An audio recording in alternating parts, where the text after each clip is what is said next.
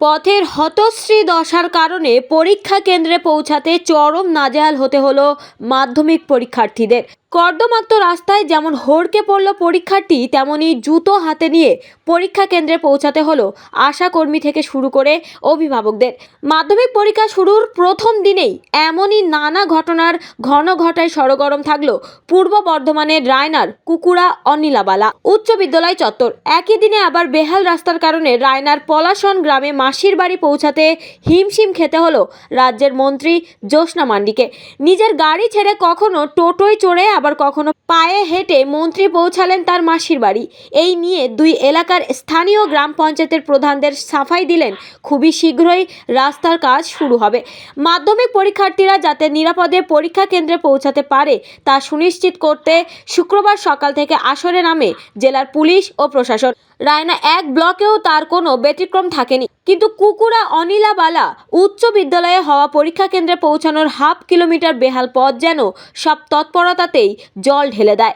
মূল সড়ক পথের কাছের মোরাম রাস্তা পেরিয়ে পরীক্ষার্থীদের পৌঁছাতে হয় কুকুরা অনিলাবালা বিদ্যালয়ে। দীর্ঘদিন সেই রাস্তার সংস্কার না হওয়ায় গত দুদিনের বৃষ্টিতে রাস্তাটি একেবারেই কর্দমাক্ত হয়ে গিয়েছে।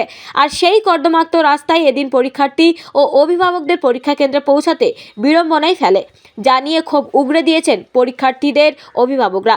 একাধিক পরীক্ষার্থীর অভিভাবক এদিন সংবাদ মাধ্যমের ক্যামেরার মুখোমুখি হয়ে বলে, কুকুরা অনিলাবালা বিদ্যালয়ে হওয়া পরীক্ষা কেন্দ্রে পৌঁছানোর রাস্তা একেবারেই কর্দমাক্ত।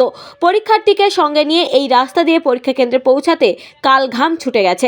স্কুলে পৌঁছানোর রাস্তা যে এমন বেহাল হবে তা কল্পনারও অতীত ছিল বলে অভিভাবকরা এদিন মন্তব্য করেন। এক আশাকর্মী এদিন পায়ের চটি খুলে তা হাতে নিয়ে কর্দমাক্ত পথে হেঁটে কুকুরা অনিলাবালা বিদ্যালয়ের দিকে যাচ্ছিলেন। ওনাকে জিজ্ঞাসা করা হয় পায়ের চটি হাতে নিয়ে হাঁটছেন কেন। তখন প্রথমে লজ্জায় মুখ লুকান ওই আশাকর্মী। পরে তিনি বলেন, পরীক্ষা কেন্দ্রে যাবার রাস্তা একেবারেই কাদামাখা হয়ে গেছে, রাস্তা স্লিপ কেটে পড়ে যেতে পারেন, তাই সেই ভয়েই পায়ের চটি খুলে হাতে নিতে বাধ্য হয়েছে। একই সঙ্গে ওই আশাকর্মী জানান, এই পরীক্ষার্থী এই রাস্তা দিয়ে হেঁটে যাওয়ার সময় স্লিপ কেটে পড়ে গিয়ে কাদামাখা হয়ে যায়, তাই তাকে পোশাক পাল্টে পরীক্ষা কেন্দ্রে ঢুকতে হয়।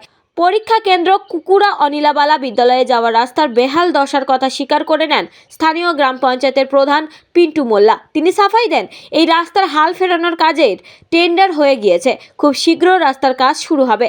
মাধ্যমিক পরীক্ষার্থীদের মতোই রাজ্যের মন্ত্রী জ্যোৎস্না মান্ডিও বেহাল রাস্তার কারণে তার মাসির বাড়ি যেতে গিয়ে নাস্তানাবুদ হন। রায়না 1 নম্বর ব্লকের পলাশন গ্রামে মন্ত্রী জ্যোৎস্না মান্ডির মাসির বাড়ি। সেখানকার বেহাল রাস্তার কারণে নিজের গাড়িতে চড়ে মন্ত্রীর আর এদিন মাসির বাড়ি পৌঁছানো সম্ভব হয়নি, তাই বাধ্য হয়েই নিজের গাড়ি ছেড়ে কিছুটা পথ টোটোয় চড়ে আর কিছুটা পথ পায়ে হেঁটে মন্ত্রী তার মাসির বাড়িতে পৌঁছান। এই নিয়ে মন্ত্রী জ্যোৎস্না মান্ডির সাফাই, আমার বিধানসভা এলাকায় জঙ্গলমহলও এভাবেই কিছুটা টোটোয় আবার কিছুটা পথে পায়ে হেঁটেই ঘুরতে হয়। আর পলাশন গ্রাম পঞ্চায়েতের বর্তমান প্রধান মনিকা কোনার লজ্জা প্রকাশ করে বলে, আগের বোর্ড তৃণমূল যারা ছিলেন তারা কেন রাস্তার কাজ করেনি তা জানি না। আমাদের বাম পরিচালিত বোর্ডের বয়স কয়েক মাস মাত্র হয়েছে। ওই এলাকার দুটো রাস্তারই টেন্ডার হয়ে গেছে। অসময়ে বৃষ্টির জন্য যদিও কাজ আটকে আছে, বৃষ্টি আর না হলেই কাজ শুরু হবে। রাস্তা অবস্থা খারাপ, তাই জন্য জুতো হাতে করে নিয়ে আসতে বাধ্য হলাম। কোথায় আসছেন আপনি এখন? আমি কুকুরা স্কুলে। কিসের জন্য? ওই যে পরীক্ষার ডিউটি পড়েছে, মাধ্যমিক পরীক্ষা। হ্যাঁ। তাহলে এই সেন্টারে যে এই অবস্থা, এখানে রাস্তাটার ছাত্রছাত্রীদের কতটা অসুবিধা হচ্ছে? ছাত্রছাত্রীদের ভালোই অসুবিধা হচ্ছে। এত গায়ের কি পাড়ার সব যার কিছু শরীর খারাপ হলে গাড়ি ঘোড়া আসে না কো। 2 নম্বর তো হচ্ছে এ পার্টি উল্টোলে বলছে রাস্তাঘাট করে দেবো, তৈরি করে দেবো, বাড়ি দেবো, ঘর দেবো, রাস্তা দেবো, কিছুই হচ্ছে না। যে পার্টি আসছে তা পার্টি কি দেওয়া হচ্ছে সে কে গ্রাহ্য করছে না, সেইটার জন্য আমাদের খুব সমস্যা। এখন তো আমি নতুন বসেছি 6 মাস, তা আমাদের ওই রাস্তা দুটো ধরাই হয়েছে। ওই দুটো রাস্তার কাজ চলবে ওয়াকার টেন্ডারও করা হয়েছে, ওয়াকারও দেওয়া হয়ে গেছে, কিন্তু বৃষ্টির জন্য এটা হয়নি। এটা হয়ে যাবে, তাড়াতাড়ি হয়ে যাবে। আজকে আমি আমাদের উচ্চ মাধ্যমিক পরীক্ষা শুরু হলো। আজকে আমি পরিদর্শন এসেছিলাম কুকুরা স্কুলে, যে রাস্তাটার ব্যাপারে যে দেখলাম রাস্তাটার অবস্থা বিপর্যয়ের জন্য খুব অবস্থা খারাপ।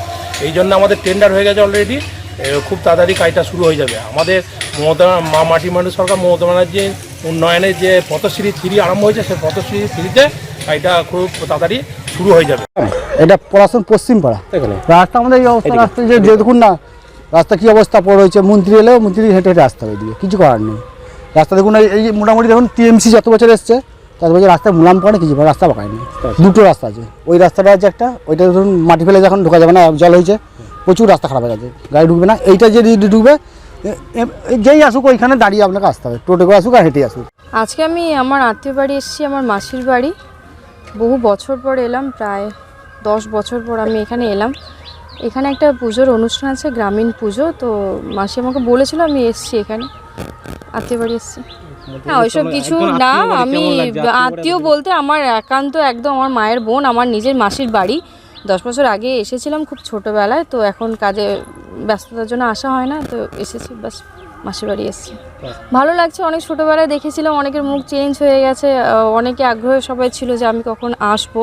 স্বাভাবিকভাবে নিজের কাছের নিজের বাড়ির মেয়েকে পেয়ে সবাই খুবই খুশি। না, কিছুটা দূর এলাম, বৃষ্টিতে মানে অর্ধেক রাস্তা বোঝা যাচ্ছিল না যে বৃষ্টিতে কাদা না ঢালাই রাস্তা।